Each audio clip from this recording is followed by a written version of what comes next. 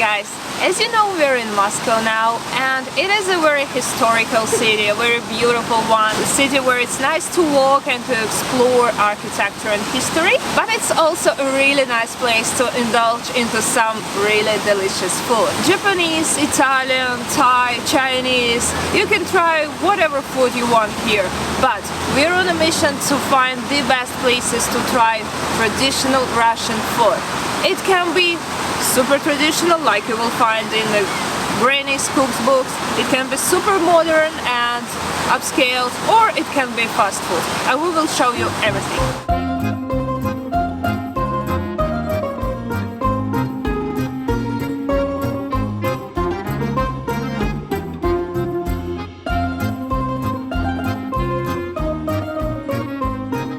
Russia is the biggest country in the world, so obviously Russian cuisine is so diverse and so different depending on which part of Russia are you in at the moment. And if you want to try something from different regions, this is the place to be. It is Zaradi restaurant. Each stations that they have here serve food from different regions of Russia. Like you can try fish from all the seas that are around Russia. You can try meat that is produced in this country. You can try our traditional kulibakis, pirogis, hachapuri. It's just an amazing place to try everything at once.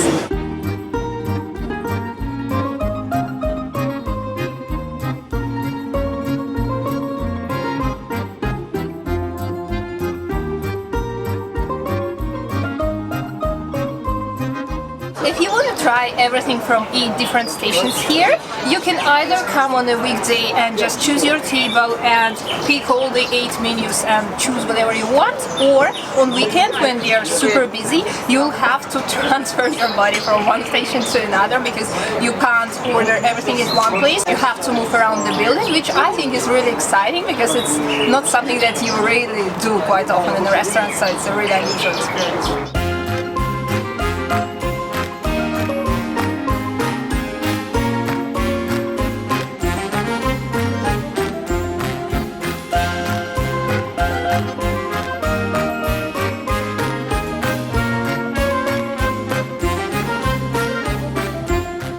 Check at Gastro Center Zaradi is around 1,000 rubles, which is approximately 25 New Zealand dollars.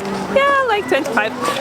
Ours was a bit more, obviously, like a lot more, so we couldn't finish it. We had an amazing time. It was an amazing dinner, very relaxing with a beautiful view. And if you really want to enjoy it, I would recommend to come here during the weekday, because on weekend these guys are like super busy. They might have up to 3,000 people per day on weekend. So obviously you want a quiet and tranquil atmosphere here.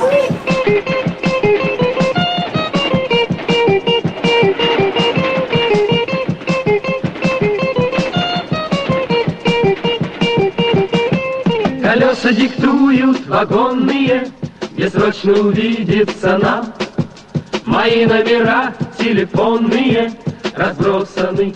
Soviet period is a very important part of Russian history, so if you want to dive into the Soviet cuisine, just cross the road from the Red Square and you're here in Dr. Zhivago. Заводится сердце, сердце волнуется, почтовый пакуется груз.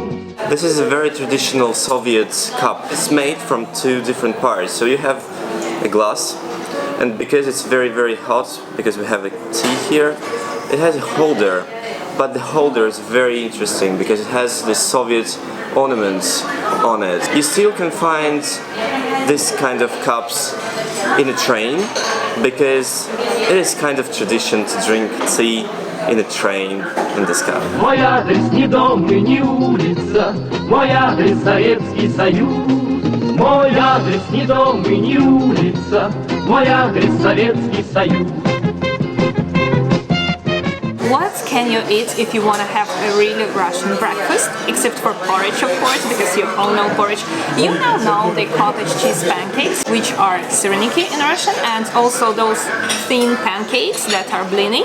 But here is another version of something like that. It is oladyi, or like a fluffy pancakes. They're approximately the same flavor as the traditional pancakes, just a bit different style. You can have them with yogurt or with honey, like in my case, and it is just an amazing, delicious, really fulfilling breakfast.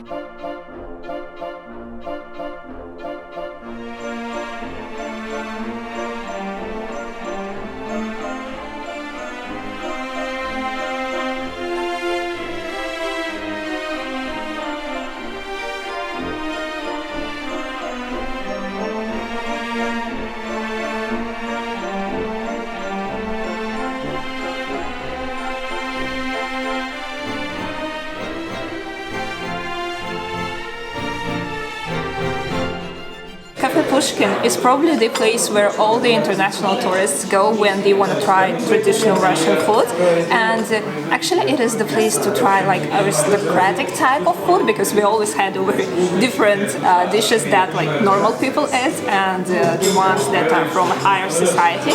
And this place has an amazing history, because it might seem like this is a very old historical restaurant, but it's actually a little less than 20 years old. There was a famous French singer who came to Russia. He wrote this song about a girl he met here, Natalia, and how they were walking around in Moscow and how they were sitting in this restaurant. And all the tourists, they fell in love with this song so much that they wanted to come to Moscow, and they tried to find this restaurant here, but it actually didn't even exist. After several years, one restaurant's owner decided that it's probably an amazing marketing opportunity to finally start this restaurant, and he launched Pushkin.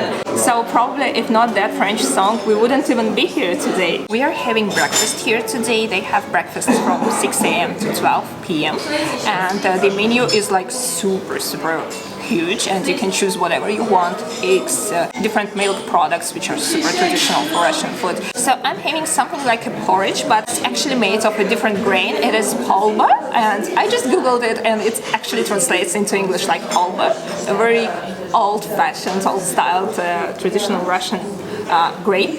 And also the guys over here, they are having eggs benedict and syreniki. Syreniki is something you definitely have to try. It is like a small cakes or pancakes made out of a cottage cheese, and it's super delicious, super light dish, and something so worth coming to Russia for.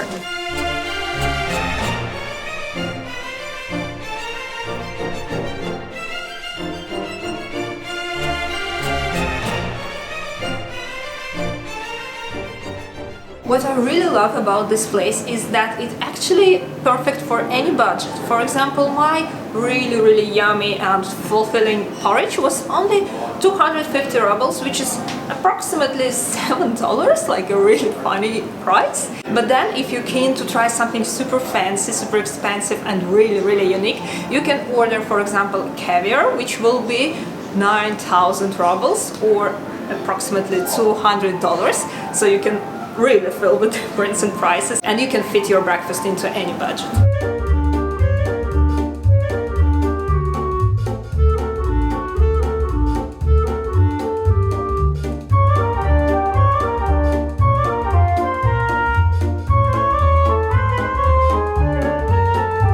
Russian cuisine is not always only about traditional recipes. It can also be really creative and modern. Some chefs have elevated traditional recipes and have taken traditional Russian ingredients and turned them into really fantastic, up-to-date food. And today we're at a restaurant with a very easy to remember name, Salfy. It is officially one of the 100 best restaurants in the world, and one of only 2 in Russia included in that list. And here you can try exactly that, modern but very traditional Russian cuisine.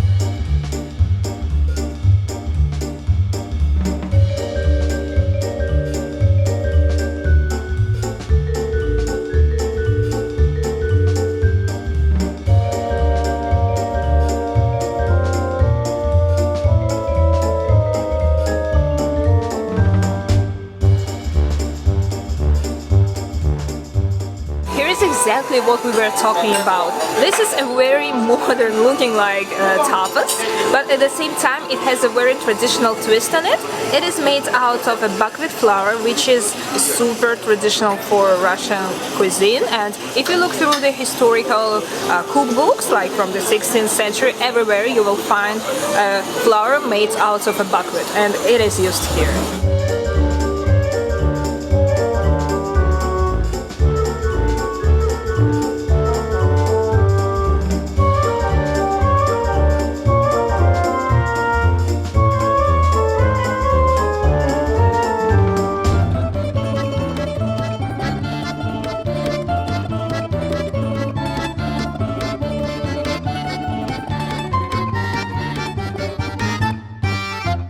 We randomly popped by in one of our favorite local fast food places. It is a cafe devoted to blini, which is pancakes but Russian style, and we always just love them. You can see them all over Moscow and I'm pretty sure all over Russia. I really miss this food. It's just so awkward because there are so many places to try Russian food, but we love this teremok, which is a traditional Russian house. That's the translation of the name, and I'm super excited to eat it once again. As far as we can see, Russian cuisine is sort of a trend in Moscow now, and there are a lot of places to try something really special, something really unique, something really Russian, and I hope you will find some nice places as well, but please make sure you visit the places that we have shown you. And I hope you enjoyed this delicious video. We certainly enjoyed filming it. Thank you for all your likes, and don't forget to subscribe to our channel, and we will definitely see you soon. Bye bye.